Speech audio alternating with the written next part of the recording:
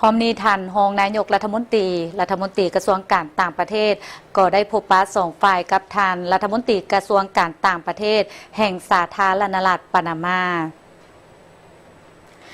ในมื้อนี้24กรกฎาคม2026ท่านทองสวรรค์พรหมวิหารรองนายกรัฐมนตรีกระทรวงการต่างประเทศได้พบปะสองฝ่ายกับท่าน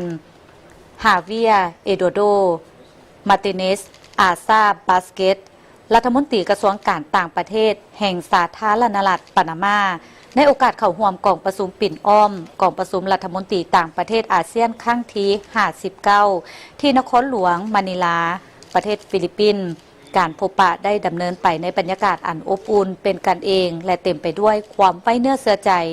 ซึ่งสะท้อนให้เห็นถึงเจตจำนงอันดีงามในการส่งเสริมสายพัวพันการร่วมมือระหว่างสองภูมิภาคโดยทั้งสองฝ่ายได้ตีราคาสูงต่อการร่วมมือนับแต่ได้สั่งตั้งสายพัวพันการทูตร่วมกันในวันที่9 กันยายน 2021เป็นต้นมาพิเศษในปี 2026นี้แม่นครบรอบ5 ปีแห่งการสั่งตั้งสายพัวพันการทูตพร้อมนี้สองฝ่ายได้แลกเปลี่ยนคำคิดเห็น